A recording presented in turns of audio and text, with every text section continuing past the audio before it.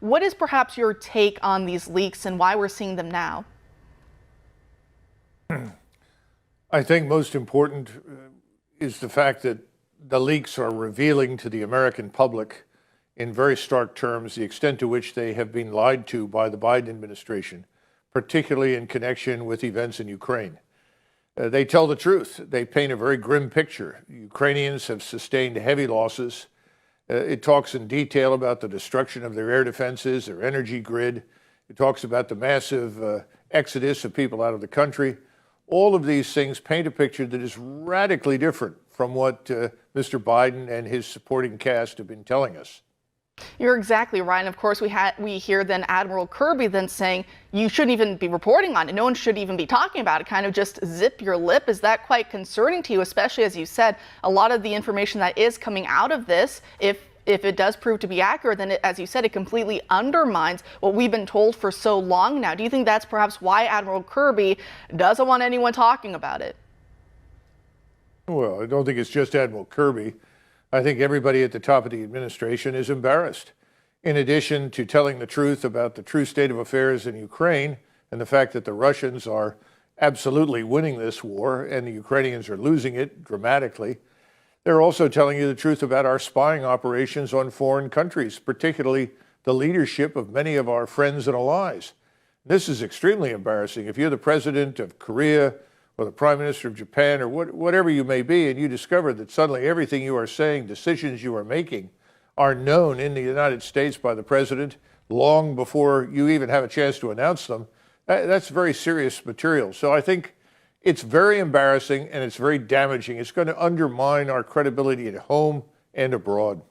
That it is, and because there is historical precedence for it. I know South Korea, they're trying to be kind of diplomatic, saving face here, saying, oh, don't worry, we think, these documents are fabricated, though who knows what they're saying behind closed doors in official channels with our government. They might be saying, what have you guys been up to here? I'm reading, and I'm drawing a blank on the name right now. I think James Bamford might be his name, a long, veteran journalist. He's written many, many books. One of his books is actually on the creation of the NSA, one of the most secretive intelligence agencies that we have, and yet we don't hear a lot about it. I think even its originating document, it's only about 7-8 pages, is still classified. You're not allowed to see it. Actually, I think when Bamford was writing the book that there were federal raids on some of the libraries he was using because they wanted to squash publication of the book. But one thing he found is that in the former iterations before the early 1950s, when the NSA finally took shape, but for decades before that, there were other iterations of it, going back to World War I, and here and again through those telegrams and wires that we had, we, the U.S., were spying on our allies during the time of World War I and afterward. I'm thinking China, I'm thinking France, I'm thinking a few other nations. And when that did come out, yes, those nations were quite upset. So there definitely is precedent for what we're hearing in these leaks. And when it comes down to these leaks, do you think it'll change anything on the ground so far? Because the way the media reports it is this could be beneficial to Russia. But do you think that that's necessarily true? I think the Russians are winning anyway, and the Russians know the truth. The Ukrainians themselves know the truth. They're in a very, very terrible position right now. We've been pushing them to launch this massive offensive in the spring, and frankly, they don't have the forces, they don't have the resources to make a difference at this point. They really need to fall back and defend against the Russians, who are ultimately going to attack in May and June. But I think that we have to consider the possibility that the person that released this material was tired of the lying. That does happen. When you see your government fundamentally misinform the American public over and over and over again, eventually you reach the point where you have to say, this has got to stop. Americans need to know the truth, even if it damages us in the short term. And I think it's very definitely damaged our position with NATO, because the NATO leadership is part of the group that is being embarrassed in these documents. No, you're exactly right. And I'm also thinking about what happened to Julian Assange when he came out with some of his documents that he leaked, and the way that he has been so horrifically maltreated over these many, many years. I think back even to some other leaks that came out, I think a year or two ago, that, suggested, alleged that, even former Secretary of State Mike Pompeo may have been, clued in on potential assassination attempts, even CIA-backed plots to get Assange while he was rotting away, listlessly at the embassy and then being, arrested later. But I mean, it is quite scary what happens to real whistleblowers, to real leakers. And looking at the situation in Russia, in Ukraine, the more money we keep sending, it seems like it's never going to end. You hear even a lot of Republicans now, the new talking point is Biden isn't doing enough actually in Ukraine. How do you think this ends? Do you think fighting continues for several more years? Do you think that finally a negotiation, they come to the table? What are you kind of seeing as of right now? As the financial crisis here in the United States worsens, as you see more banks, frankly, collapse, as the economy tanks, which I think it's headed in that particular direction over the summer, the harder it becomes to continue to pump resources into Ukraine. I don't think this ends because someone wakes up and says we should negotiate an end to it. I don't think it ends because someone says we have a humanitarian duty to the people of Ukraine to end this war. I think it will just end because we can't afford to continue supplying anything to Ukraine. And I also think the Europeans are getting very close to the point where they want to walk away from us. So everything that Biden and his friends have talked about fighting for and preserving, specifically NATO, I think NATO is on the skids. That it is. I mean, we just heard that the other day from the president of France, Macron, wanting to kind of pull himself away a little bit from U.S. foreign policy at this point, pulling away from the U.S. dollar and its supremacy as well, trying to reassert his nation as the world's third leading superpower. And he's telling America basically to back off because one thing that we've done is a reverse Nixon, a reverse Kissinger. Instead of pushing Russia and China apart, we've backed them into a corner together. Now we're bringing both nations and we're trying to get other nations, especially Europe, on our side. But as you said, some of these nations are saying, hey, hold off, France and the rest. So before I let you go tonight, do you think that perhaps that might also help to dissipate what we're seeing as nations like France, India, even Brazil, Saudi Arabia, the Middle East, a lot of nations saying, U.S., Washington, we're not going to go along with this any longer? Well, in Europe in particular, the populations recognize that they're governed by a class of people that, frankly, have treated their own national interests with contempt. Mr. Macron, Angela Merkel, the current Chancellor Scholz, and others are really part of this globalist faction that has taken over governments in the West, thanks to enormous support from people like Soros and others. And I think these governments are ultimately going to collapse. They're going to fall. You're going to see new leadership emerge. And that leadership is going to want to move down a different path because, frankly, there is no reason for war between ourselves and Russia. There's no reason for conflict. This was all avoidable. The Europeans are figuring it out. More and more people in the United States are beginning to wake up. We really do need to get rid of President Biden and his regime. I think more and more Americans are coming around to that understanding as well. Let's ask our next guest. He's a former advisor to the SecDef under Trump, retired Colonel Doug Macgregor. Doug, nice to see you back. How you been, sir? Oh, pretty good. All right. I mean, fair to middling, right? That's what the Texans say. Let's get after it on these documents. There's a huge investigation now. Well, they want heads to roll. I thought if you found out our government's lying, we have whistleblower programs to protect people so that the American people can know their government's lying to them, and the whistleblower shouldn't be in trouble for that. But yet now they want heads to roll on this one. Well, how many R's do you have in the words fat chance? I wouldn't want to put my life at risk, quite frankly, by leaking these kinds of documents. But someone, somewhere in the defense apparatus, obviously decided that he or she had had enough.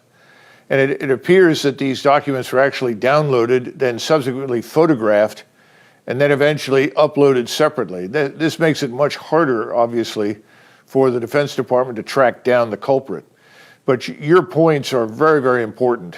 First and foremost, it goes through the various strikes that have landed on the Ukrainians over several months.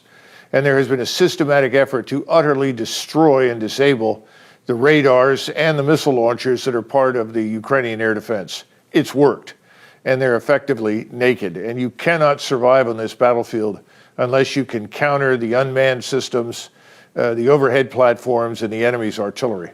The second thing is it paints a grim picture of conditions inside Ukraine.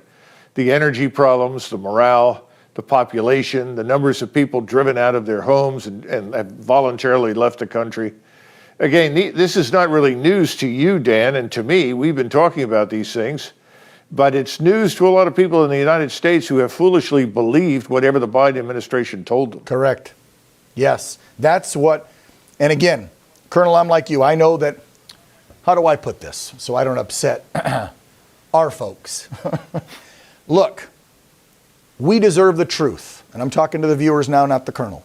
And I want the truth on everything our government's doing, especially with our damn tax money. And I know lives are at risk here because that's a war zone. And if you leak certain documents, you can put lives in jeopardy and potentially get people killed. And that's why it's a bad thing to leak military plans. However, as the Colonel just said, when millions of Americans are being lied to for over a year for a war that's costing us billions, that's killing tens of thousands of innocent Ukrainians, that's going to launch us into potential World War III with Russia and China, yes, by God, then I want some documents leaked and I want the damn truth. Yeah, and Dan, I think there are a lot of Americans, and I know many of them in uniform, who are very concerned that there might be a very sudden decision made to move U.S. forces along with Polish forces into Western Ukraine. This would be very ill-considered. It would be disastrous. It would put us into direct confrontation with Russian military power.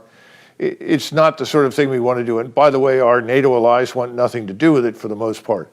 But I think that's another motivation behind this. And then finally, just to reinforce something else you said, imagine if you're the German Chancellor, the President of France, the President or the Prime Minister of Japan, the President in South Korea, and you're finding out that your ally with whom you allegedly have a close relationship is monitoring everything you say and do. So they're no longer second guessing your decisions.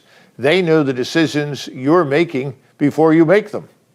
Yeah, this does not bode well for our foreign relations. And I'll tell you, I heard this story, and you probably did too, Colonel, because you've been in that swamp, and I have not. I've only visited. But I've heard this from multiple sitting and past senators, and President Trump told me this, that Joe Biden, during his 40-plus years as a senator, and now as president, literally had the worst foreign policy and foreign policy knowledge of any sitting senator while he was in the Senate.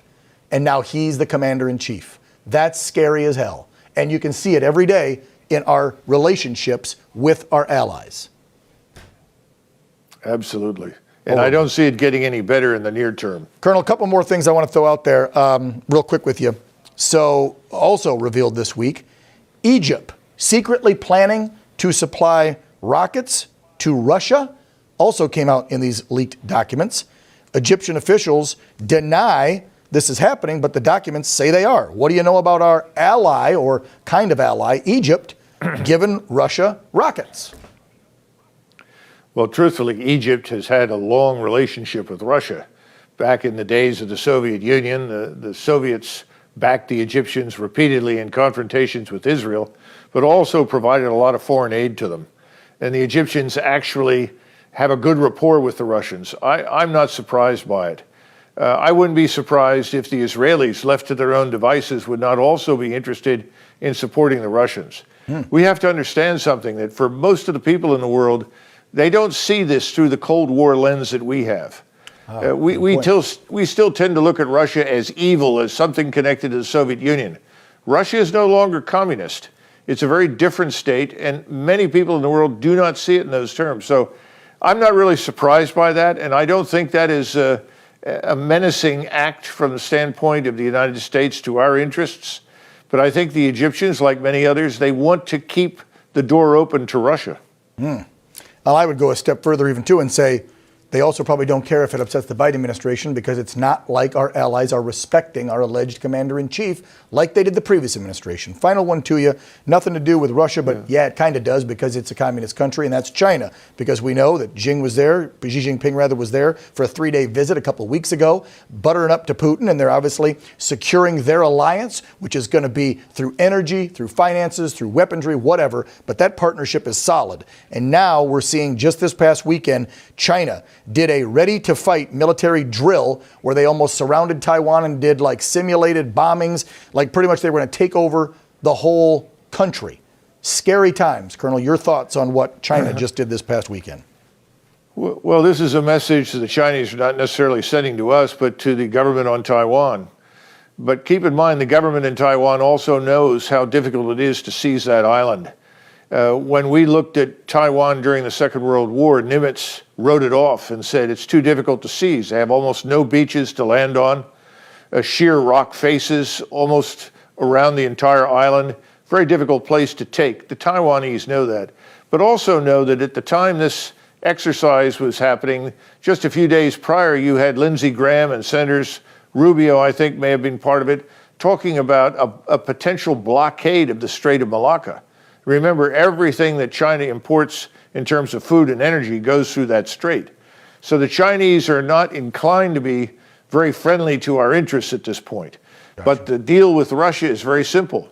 They can get all the energy and food they need from Russia. So if we think we're going to bring China to its knees by blockading it from the sea, that's not going to happen. Wow. Douglas Macgregor is a retired colonel from the U.S. Army. He joins us tonight to assess. Doug, thanks so much for coming on. You know, the Biden people never stop yammering on about NATO, the sacred alliance that is NATO. They never define really what it is, but it's so important, NATO. They just committed an act of war against NATO. Toria Nuland and the lunatics in this administration. It's very obvious that they did that. How does NATO survive this? Tucker, NATO is not surviving this. That's very obvious. If you go behind the scenes, there's enormous division in NATO over what should happen next. And more of the truth is coming out about Ukraine. Not only are the Ukrainians not winning, people are discovering that the Ukrainians were turned into a weapon of mass destruction aimed at Russia by us. And this is something the Europeans really never signed up for. So the president is absolutely right. The other thing is that the president gave you a very prudent answer. He said he really didn't know, and that's true. We can't know unless we receive a briefing from the highest levels. But he's also very concerned that if he were to say yes, that would put our soldiers, sailors, airmen, and Marines all over the world at risk. They would instantly become targets overnight for the very reason that you pointed out. It's an act of war. An act of war potentially against Russia and also against Germany. But I thought Germany was our main ally in this war against Russia, and that the alliance between the United States and Germany called NATO was sacrosanct. Like, how could they do this? Well, our alliance with Germany is more important than anything happening in eastern Ukraine, and that's a fact. The Germans are not only hugely important to us as trading partners, but we have worked for years, and they have worked very hard as well, to build great confidence across national lines. Germany is the foundation for European power. Without it, the EU is out of business. Without Germany, NATO is out of business. I don't know what the future holds, but I can't imagine a wrecking crew anywhere in the world that could have done more damage to our interests in Europe in a shorter time than the Biden administration. Nicely put. It's sad to hear that, but it's so obviously true. The reckless lunatics, that's not an overstatement. Doug Macgregor, thank you very much for your very knowledgeable assessment.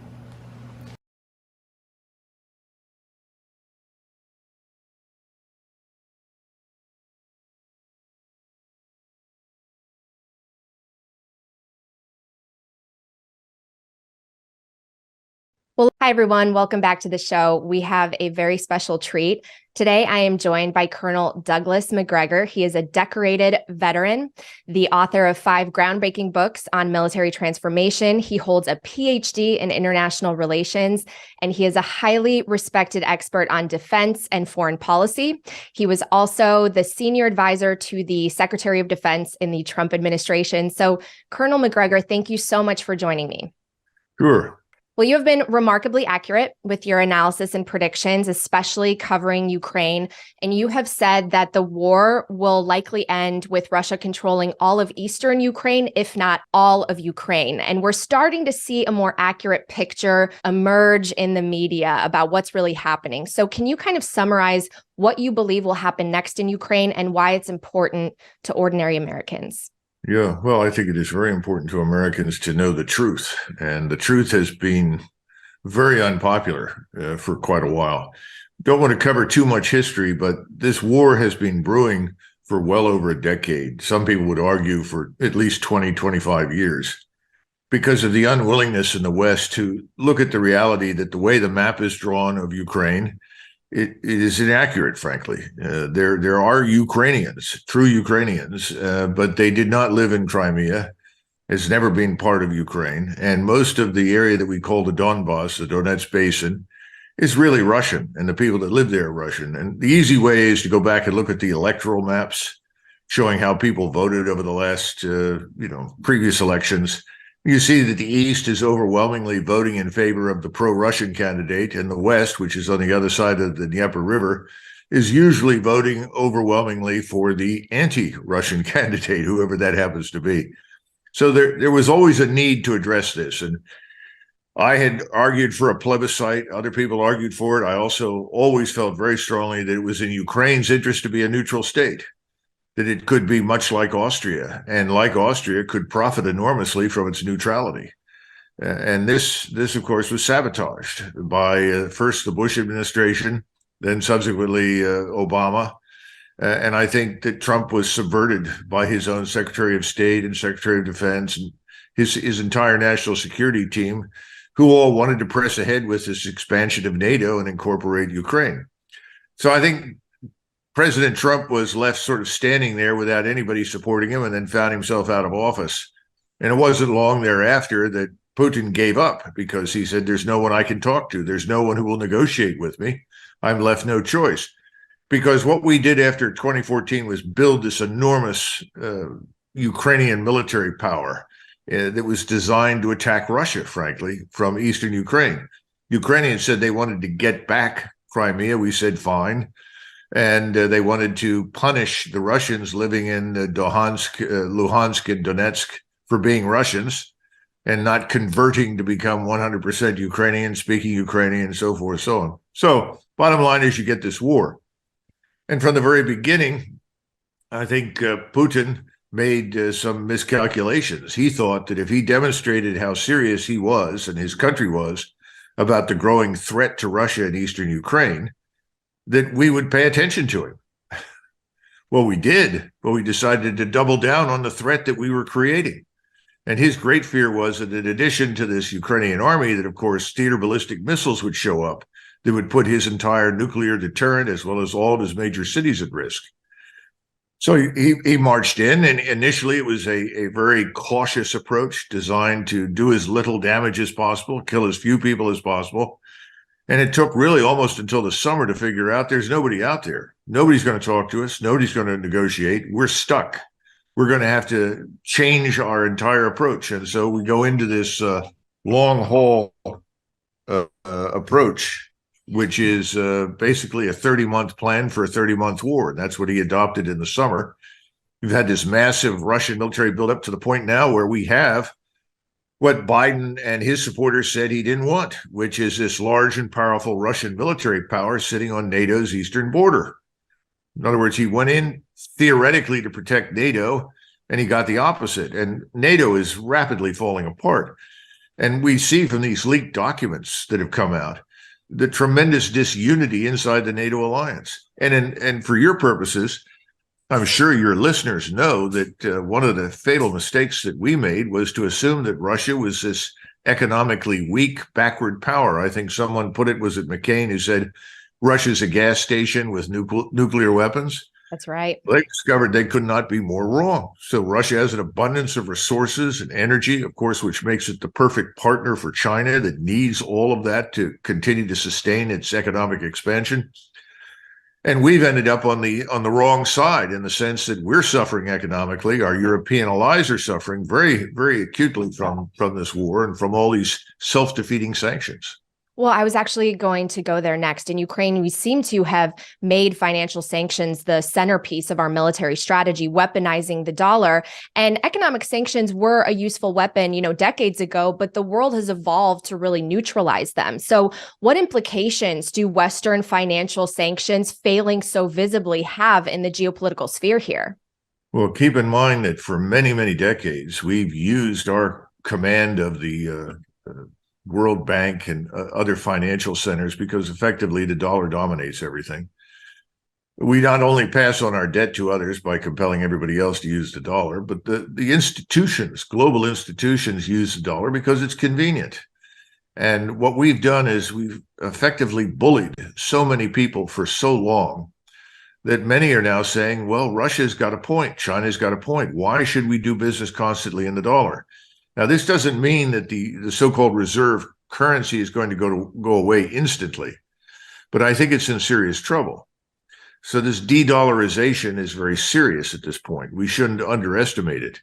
But I think we brought it on ourselves. If you constantly beat people over the head with, as you say, this weapon, this financial weapon, eventually they come back and say, we've had it. I mean, people living in Honduras or Costa Rica or Southeast Asia and Thailand are being told, if you want our assistance, our support, then grow these crops. Imagine that, being told what crops you will grow and so forth. It's gotten really out of hand. The sanctions are just another manifestation of this. And frankly, all the sanctions that we've imposed on Russia have turned out to be undercut anyway. So the oil and the gas, along with rare earths and every other conceivable mineral and foodstuffs, all those things are seeping out one way or the other. It's kind of, if you pass a law in the United States, and it's a fundamentally flawed law, whatever it happens to be, it's a law that everyone opposes, and people really don't want to obey it. Ultimately, what happens? It's meaningless, because over time, the police decide not to enforce it because they can't. Well, that's largely what's happened to us and our financial dominance on the planet. Well, something I've talked about many times on this show is that every fiat currency has failed. Some lasted months, some a century, but all have failed. And we depegged from gold in the 1970s. We continue to print these paper promises. We spend more than we take in. We're net consumers, whereas all these countries that we have tensions with are net producers. So where does the dollar go from here? You said it won't be the reserve. It won't lose that status very quickly. But, did these sanctions accelerate losing that status? Yes. Yeah, I think they contribute enormously to it. I really wish that I could drag my son into this discussion. He's a brilliant financial analyst, and he's someone I pay attention to, and I've listened to him for years, which is why I'm heavily invested in digital currency, because he's pointed out that we're really on a path to one of two destinations right now. One destination, of course, is, well, the Fed will just print money. And that's the widespread assumption. They'll continue to print and print and print. What's to stop us? Well, there are a lot of things that can stop you from printing more money, not the least of which is something called hyperinflation. We've been down that road before. We could turn to the Weimar Republic in the interwar period. There talk about Argentina. We go any number of different places and find it. So that's one destination. The other destination is that at some point, no one's buying your treasuries. And when nobody's buying your treasuries and you can no longer buy them all up, and even worse, other countries begin to dump your treasuries, China, Japan, Saudi Arabia, and so forth, you have to restructure your debt. It's called defaulting. Now, people say, oh, we've never defaulted. Well, that's a lot of nonsense. In 32 and 34, we did. We called it restructuring our debt. Now, restructuring the debt is very painful, as you know. And as my son points out to me all the time, credit's going to dry up. And you're going to have to live without credit for some period of time. I mean, it's going to be hell on earth for people that are accustomed to essentially relentless financial expansion. But the other problem we face that no one ever discusses is this financialization of our economy. That's right. What do we build? What do we produce? Well, we produce a lot of military equipment and technology, but there's a problem with that. It's not much return on investment, which is why anybody with any sense, like President Eisenhower, was always trying to keep defense expenditures to what he considered to be the acceptable minimum. In other words, you want to maintain the security of your country. He wasn't interested in being the policeman of the world, obviously. And he didn't like all of these alliances, but he set them up in a way that made them unambiguously defensive. And when, for instance, Austria wanted to become neutral, he welcomed it. In fact, Eisenhower said we should try to neutralize more countries in Europe because we simply can't defend them all. Well, his wise words and wise counsel have been largely abandoned. So now, then here's the last problem.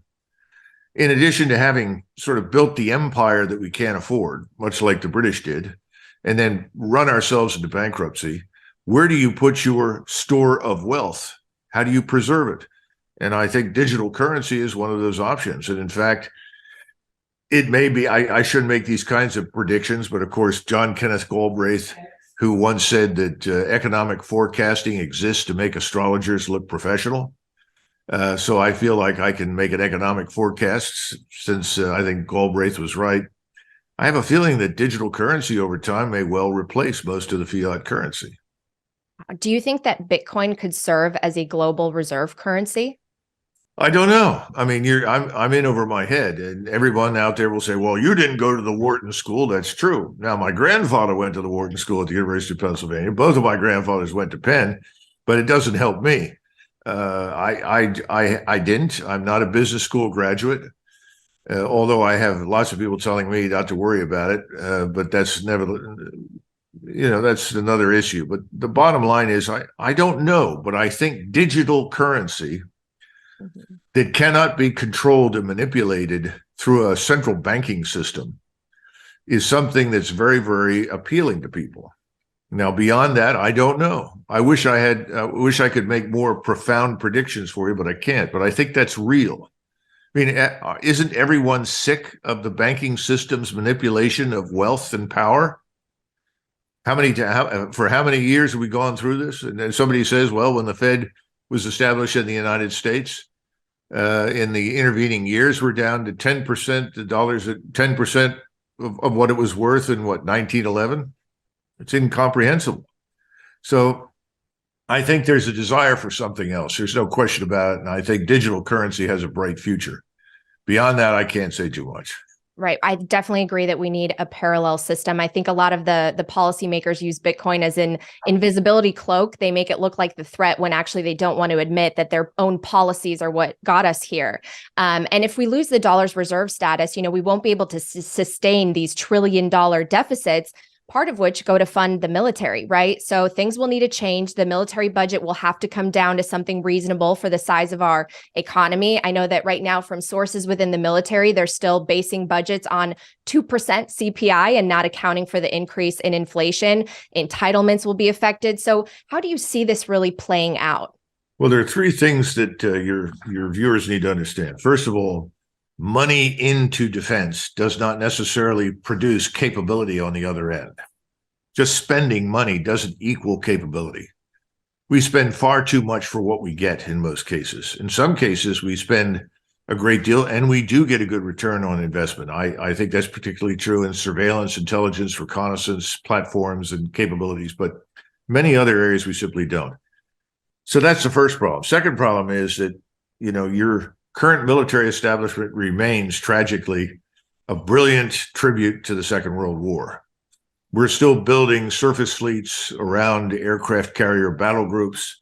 We're still fielding large, ponderous Army divisions that are too heavy to move, too heavy to lift. But even worse, the world doesn't fight that way anymore. And that's one of the things that we have to pay attention to what's been happening in Ukraine, because it fundamentally changes the way you look at things. That's a huge problem. And then you've got the threat inflation industry. You want to keep this monstrous military establishment running, and you keep insisting it's vitally necessary, because if anything isn't spent for 10 cents less or 10 billion less, you're at risk of being conquered and overrun and destroyed. By whom? Well, we go back to Russia. Russia presents no substantial threat to us unless, of course, we decide to attack Russia. They have an enormous nuclear arsenal. We have an enormous nuclear arsenal. We can kill each other and most of the people on the planet several times over. We don't want to use nuclear weapons. I see no evidence that Mr. Putin does.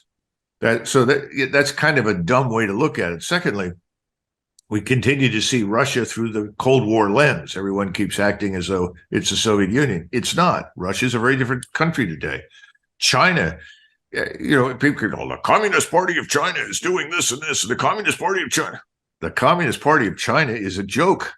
The Communist Party of China is just an elite organization, a cabal of people across the country that run the government and try to control 1.4 billion people, which is pretty damn difficult to do. They're not communists. I haven't seen very many communists in Northeast Asia whenever I've been over there to visit. The Chinese are money-grubbing people. Let's face it. They are absolutely committed to profit at all costs. So I don't see much evidence for communism. I see a lot of evidence for capitalism. But I don't see evidence for Chinese armies massing on anybody's border to invade anybody. And when they look at their naval power, remember, a third of all the ships that they have floating around in the South China Sea are Coast Guard vessels. So, all right, what are we really dealing with? Are we really genuinely facing existential threats from China and Russia? And I think the president last night said it very well. He said, no. He said, our problems are here at home. And they are. So you have this group of people in Washington who seem to be ready to do anything to sustain these massive outlays in spending, not just defense, but also in entitlements, as you know. And we continue to pretend as though the Social Security system, Medicare, Medicaid, pension plans, all these things are solid. They're not. We know they're not. We pretend that the banks are solvent and not illiquid. They're not. I mean, remember back, I think it was December or November last year, all of these, stress tests were run on banks. There was like, oh, well, we're in pretty good shape. That wasn't true. Right. We are continuing to mislead ourselves in order to sustain this tremendous spending. Well, when does it stop? Well, I think, what was it, Ben Stein who said things go on until they can't? Mm-hmm. When did the British leave India? When their debt to GDP ratio was 240%? In other words, I'm afraid that the so-called ruling elites in Washington, D.C. are just going to drive us into the ground. And I hope that before then, if I have to choose between hyperinflation and default in terms of restructuring the debt, I'd rather go with the restructuring as opposed to hyperinflation. But they're all going to be painful. And no one wants to tell the American people the truth. Just as these documents have come out and told us we're losing in Ukraine, the Ukrainians are not going to win, Ukraine is being destroyed.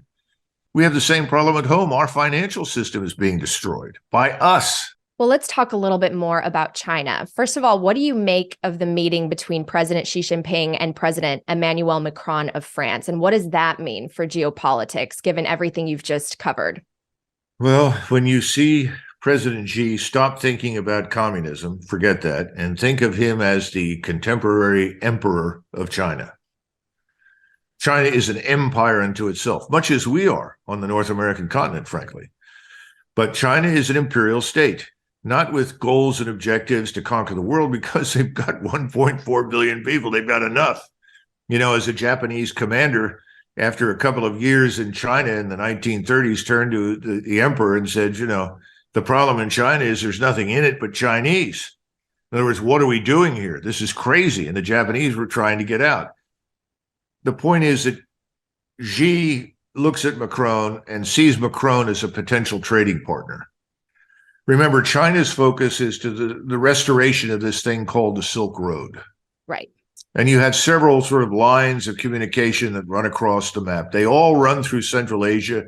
Some run down south through what we used to call Persia, Iran, or into Turkey and then the Middle East. But most of them really are from Northeast Asia, from Shanghai to Beijing, all the way to Rochefort in France on the Atlantic coast.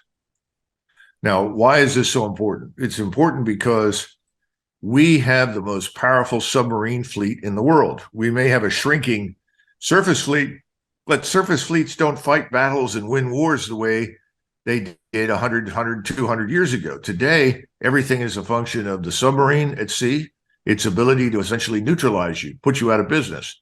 Nothing comes in, nothing goes out of a port if we decide to put a submarine out there at sea. And you have the overhead surveillance, which is connected to everything on the ground and connected to all sorts of platforms. So this is readily available as a tool for us. If we decided to shut down Chinese ports, we could do it. China knows that and has known that for a very long time. They went through this with the Royal Navy back in the 1840s and even earlier.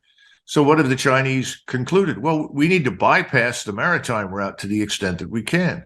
And they're very dependent on it. They will be for many years to come through the Strait of Malacca up into the South China Sea. Food, energy through that strait up into China. But if you build this network across Central Asia that reaches to Europe, that's a game changer. because Russia has all the energy in the world that you could possibly need. So if you're suddenly cut off, you've got it. Russia has most of the food that you're going to need to eat as well, along with Ukraine. You look at that entire area, it's a food production center on a scale that very few people in the West appreciate. There's a reason, we used to call it Ukraine the breadbasket of Europe. So the bottom line is, this is a very important development, this One Belt, One Road project. And the Europeans, of course, want to trade with China. Well, why wouldn't they? I mean, China's the biggest market in the world, or one of the biggest. This is inevitable, and we're sitting there trying to stop it. Are we nuts? The answer is yes, of course. But we've also missed our opportunity because we have an advantage over the Chinese. When the Chinese want to move across Central Asia, they've got to go through multiple countries, multiple states, where people speak multiple languages, have different laws and customs. And as you move through each state, everybody has their hand out and says, please, money, please, because you're going to go through this. We have missed the opportunity to build something right across North America, from the Atlantic coast to the Pacific coast. We could outpace China or anybody else in Asia anytime we wanted to if we had fast sea lift in the Pacific, fast sea lift in the Atlantic, and speedy trains right across North America. And what else? It's secure. One language, one law, one people, one nation. Faster, cheaper, better. What have we done? Nothing. Well, it looks like instead we're just moving in that same direction of more intimidation, raising tensions. You've said in interviews before that China doesn't want war with us and that our leaders in Washington do not understand the priorities of leaders like Xi, their cultures, their people. So what do you think should happen next versus what do you think will happen, and what's really at stake here with China? Well, let's talk about what we should understand about both Taiwan and China, because they both have the same aspirations, the same goals, frankly. Chinese everywhere want to live in a society, in a state, in a world that looks like Singapore. Now, what's interesting about Singapore? Well, most Americans would go to Singapore, look around, and live there for a couple of days and be horrified. Everything in Singapore is really controlled by the government. You're not going to just show up in Singapore, buy 20 acres and build something. Effectively, the government leases everything to you, and they have very strict laws and regulations governing everything. But what do they not do? Well, they don't tax you to death, per se. In other words, if you're wealthy enough to get there to begin with, they're not going to steal it from you. But they provide you with a marketplace, whereas from the Chinese vantage point, which is ideal, no one interferes with you. No one bothers you. You have the freedom to enrich yourself. And that's very important to most Chinese. Remember, China is a part of the world where people have died by the millions from all sorts of famines and problems over many, many centuries. They just want to live unencumbered by the government and do business. Now, they also have a huge problem with corruption, much greater than we in the United States understand. Someone told me the other day they estimated that on Taiwan alone, there are probably 100 gangsters with connections to Japan, Korea, and China. So the corruption is a huge problem. And Xi may control many things, but he can't even control the corruption inside China. He can't stop everything from moving on any given day. I mean, he's limited just by the size and scope of the country. So the point is, no, they don't want war with us. They don't want war with anybody. They just want to do business. But the Singapore model is really what both Taiwanese and Chinese want. Now, we can't conceive of that. So we project our views, our values, our mentality onto them. And the outcome is this utterly misleading view that China is armed to the teeth and can't wait to invade Taiwan. For your listeners out there, look, Taiwan is hell to invade. They have very few beaches where you can land, and they're very small. You're talking about sheer rock face around most of the island's edges. It's very difficult to reach, difficult to get on board. And by the way, the Chinese don't want to destroy what's on Taiwan. They want to do business with it. They have investments there. And the Taiwanese are heavily invested in China. So all of this war business just needs to stop. And I think if we shut up and get out of the way, this will sort itself out over the next several years. But in Asia, of course, things take time. We're the instant pudding world, which is insane. We want everything immediately. In Asia, it may be 10 years, maybe 20 years. Xi said that they were looking at 2040 or 2043 or 2046 as reunification with the people on Taiwan. It'll probably happen. I've been reading more and more about Taiwan because it is increasingly in the news. And there are some out there speculating that after generations of fighting wars over oil, the next wars are going to be fought over chips in this digital world. And TSM, that's the Taiwan Semiconductor Manufacturing, they control about 90% of production of silicon chips. And so, we're seeing the tone of media reports changing about China and Taiwan. It's becoming more dramatic. So is it possible, Colonel Macgregor, knowing the influence of our intelligence agencies over the media and over politicians, that the U.S. is maybe trying to scare Taiwan and we are raising the tension and the temperature to incentivize them to move their chip technology to the U.S. because we don't want to tolerate China eventually having a monopoly over that industry? Well, a couple of points. First of all, remember, Japan and South Korea are equally dependent upon that microcircuitry being produced in Taiwan. And if you look at Taiwan from a purely economic standpoint, Taiwan and South Korea are both largely extensions in economic terms of Japan. Now, the hatchet is being buried between Japan and China. We keep assuming that somehow or another the Japanese will jump on board with us and help us fight the Chinese. Nothing could be further from the truth. The Chinese have opened their markets to Japan. And one of the principal reasons for conflict over the last several hundred years between Japan and China was the unwillingness of the Chinese to open their markets unless the Japanese paid tribute to the Chinese emperor. Well, the Japanese said, no, we don't pay tribute to anybody, and you've got lots of wars. Everybody else in Asia essentially paid a fee to get into the Chinese market. Well, Xi very wisely has said that's over because that's been the source of war and conflict in Asia for hundreds of years. So now you've got the Japanese that are keenly interested in their access to Taiwan, along with the South Koreans. And here we come along. And how long have we stood around since the 1980s? I mean, this business of shipping jobs and industries overseas began under President Reagan. Nobody ever points that out. It got started in the 80s, and it really went in high gear during the 90s under Clinton. Remember Clinton saying, well, the jobs aren't coming back. Well, it's just not coming back. Well, we didn't do what the Germans did or the Japanese or others and say, wait a minute, we're not going to allow X number of manufacturers, X number of factories, X number of whatever in our production base to go overseas. President Trump tried very hard and came to an agreement with the firm on Taiwan that produces these microchips. And he wanted to build a facility in Arizona. And that, he said, we'll give you whatever, breaks are required tax-wise. We want to have a manufacturing facility here in the United States. We want to employ U.S. labor. Well, as soon as he was out of office, where did that go? Away. And all of a sudden now people are saying we have to go to war to gain access to microchips. Well, that's insane. Everybody in Taiwan is going to be happy to sell you your microcircuitry. You don't have to go to war to get it. It's a friend of mine once said, Doug, why do Americans think they have to park a tank on top of the oil well to get at the oil? The Arabs will sell it to you. Saddam Hussein, whether you like him or not, would have sold you all the oil you wanted. So the bottom line is we got to get out of this 19th century mindset. We're not in the game. The game is not military. It's not, I have more of X than you do, and I can destroy you and so forth. It's not part of the discussion. It's not in the strategic calculus. As far as Northeast Asia and the West are concerned, those are the two major poles of scientific industrial power and understanding in the world. Should be no war between us. It's unnecessary. Now, that doesn't mean we won't have problems elsewhere.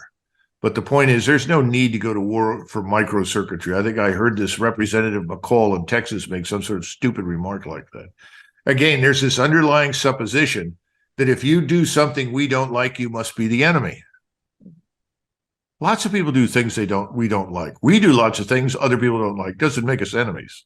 Right, that's well said. So let's talk a little bit about where it's all going. Millennials are coming into power as sort of this next generation that's searching for answers to the problems that are impacting us, especially economically. It's why people like me have turned to things like Bitcoin. So what advice do you have for younger generations on how the U.S. should position itself? What is the ideal role for the U.S. and the U.S. military going forward? And can we accept a multipolar world?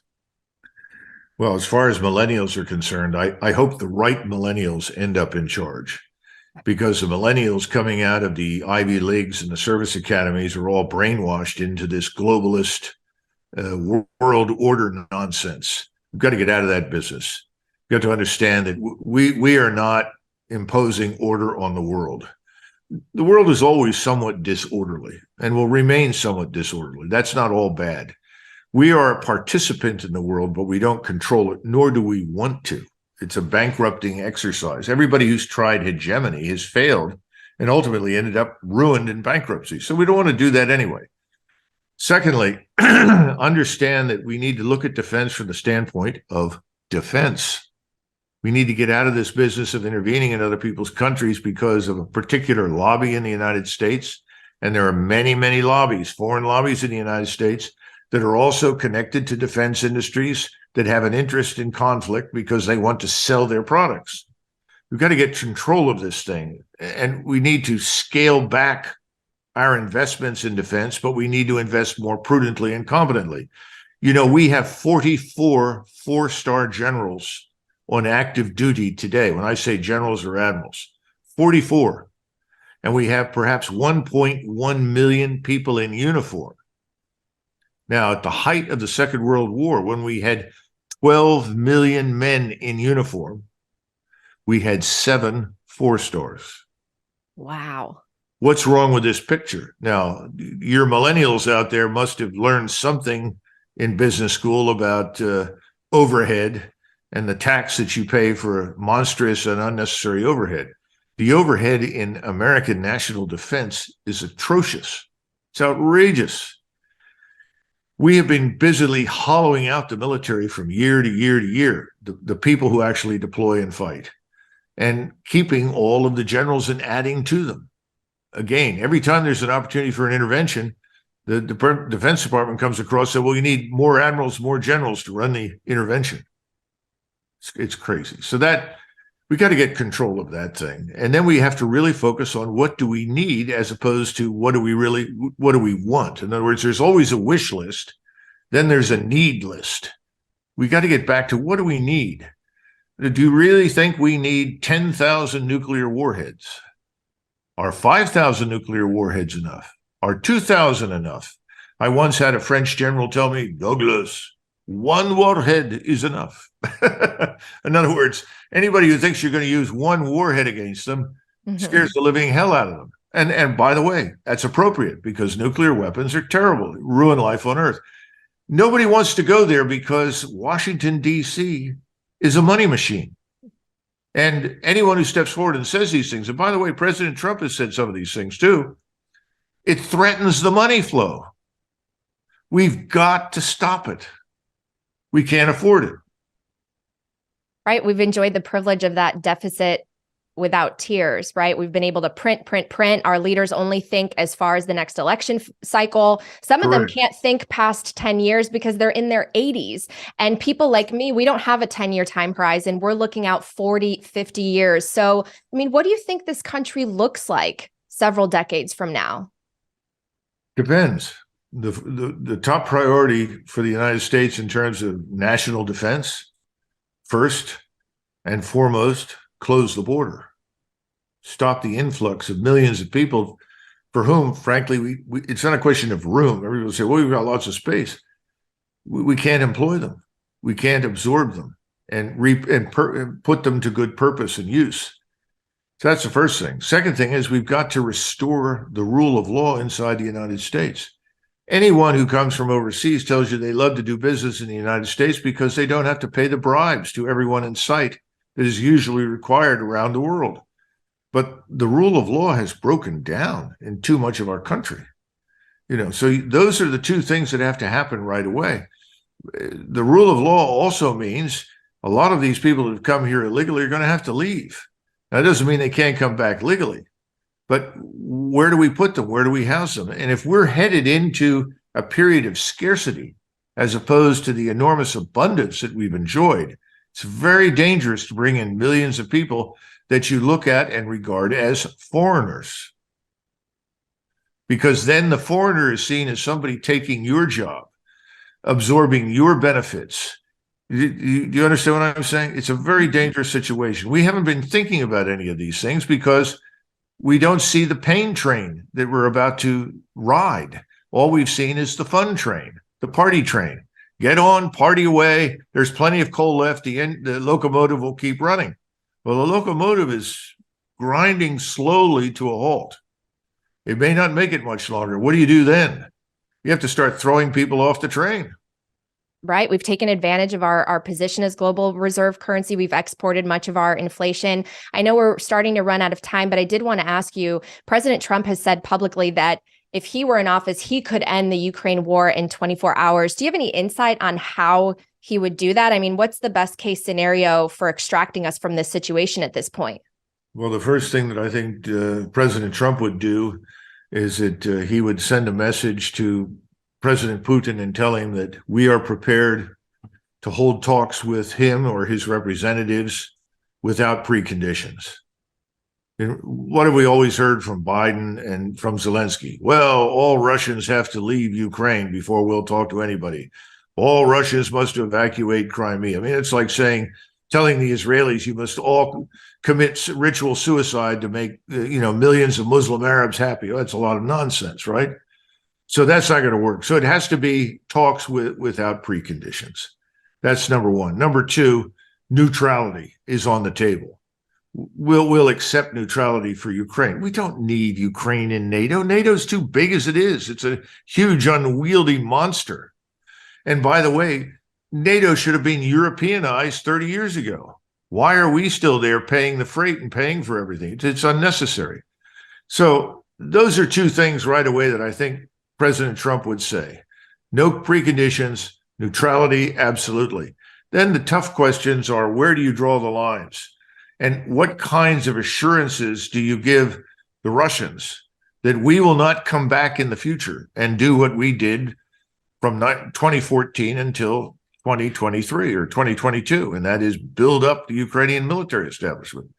Now, all of this assumes, of course, that if President Trump got in there, that Putin would take him seriously. I think he probably would. But remember, President Putin has also looked at us and said, well, President Trump meant well the last time. President Trump was never an enemy of the Russian people. He's not an enemy of the Chinese people. He's not an enemy of any people.